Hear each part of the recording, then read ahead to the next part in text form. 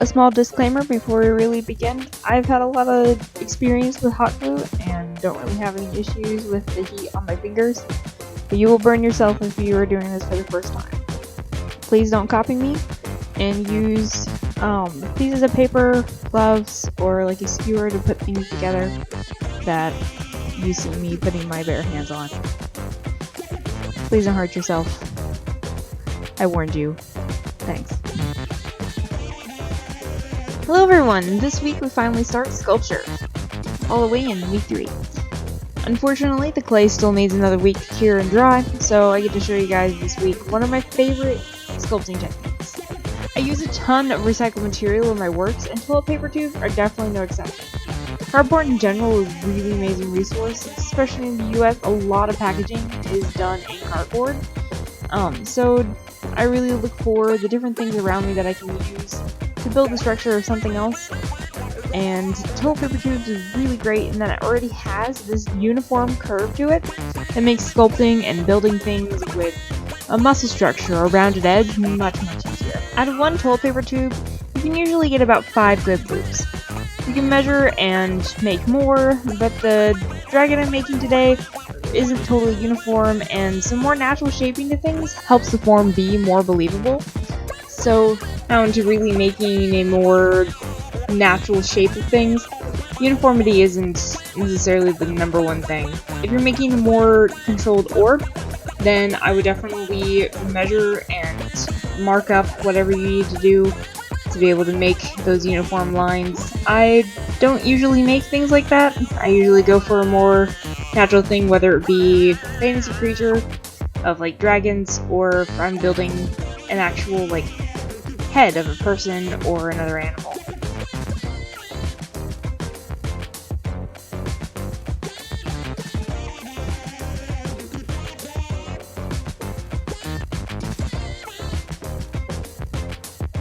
I'm starting with forming the jaw. I decided for this dragon that I wanted a longer bottom jaw and a shorter top jaw to really emphasize a roaring look. I built the eye socket using the top jaw, and using a full loop, I attached the bottom jaw to that top jaw.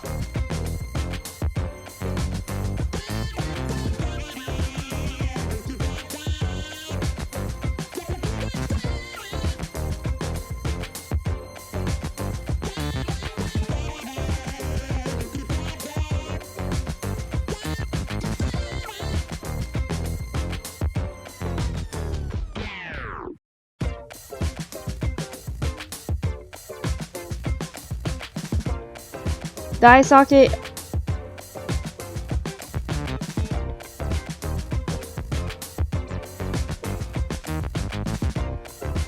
I usually go for almost kind of like a leaf or half moon shape that usually kind of gives the reference of where an eye would be.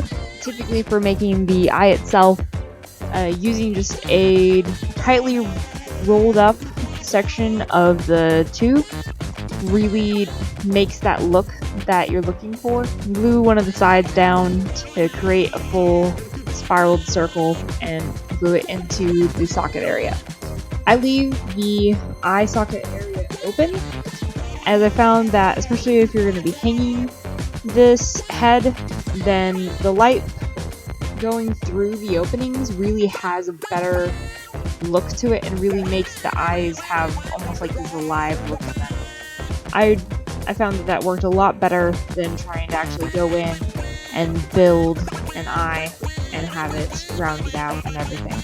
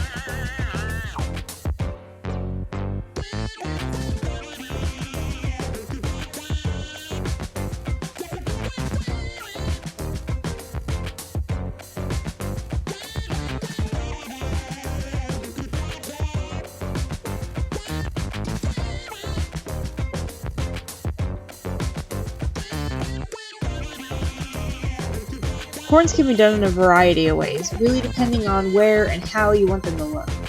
The main large horns coming off the back of the head, I made them by twisting and pulling a tube strip into a long spiral shape. Later I went back and made the strip a solid tube by filling it with hot glue and further securing it. Most of the other horns are done very similar to how I do teeth, including those over the nostrils. The tongue is made out of brown paper, which lets me really manipulate it more into a fleshier look than cardboard often allows. Cardboard, for you to make it have a more raw, fleshy look, you end up having to pretty well destroy it first, and then glue it back together. It doesn't always work out to your advantage working that way. It can either go really well or really bad. The teeth are made by smoothing out the middle of and folding in half about a third way through whatever length of tooth or horn that you really want it to be. This can be a full length of the loop, or it can be like half or a quarter. I used half and quarter increments of the loop to be able to build the teeth and a lot of the horns. When you glue into the fold, you kind of hold it there, and once it's done curing, then you can just cut it at whatever angle you really feel like you want it to be. Cut at a wider angle for like the face or nostril horns that you're going to have coming off of the face, or cut to be a little bit sharper, steeper angle to make a razor sharp tooth look. For especially this dragon, you're going to want to have a more narrow cut and really have that dangerous look to it.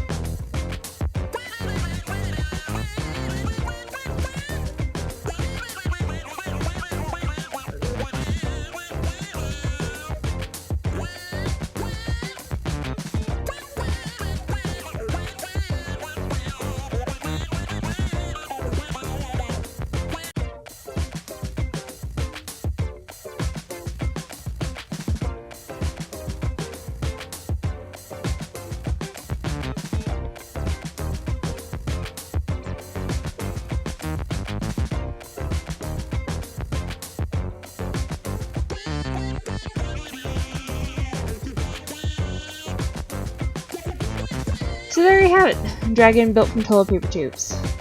You can mount this on a board or build a body from this point if you really wanted to. I'm happy with how it looks right now though. Using paint, if you felt like you wanted to paint it, you would use a basic acrylic. That works really well for bonding to the cardboard. Priming it usually works out to your best advantage in using either a white or a gray. Spray paint deteriorates the cardboard, so I don't recommend using that.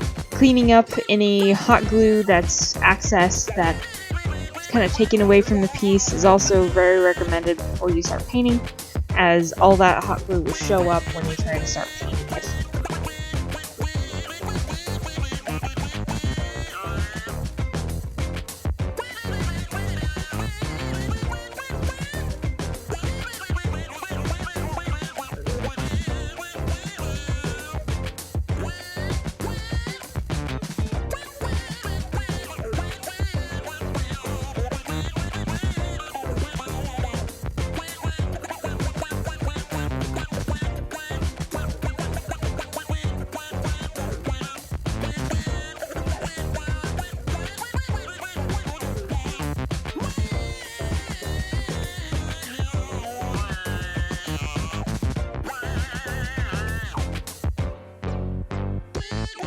Thank you for checking out this video. Please like and subscribe to see more videos like this, and let me know in the comments if there's any more projects you'd really like to see. The email again is artofawkward13@gmail.com if you'd really like to send some project ideas to me that you'd really like to see. Hit that bell for notifications for next week's video, and I'll see you then. Thanks. Tschüss.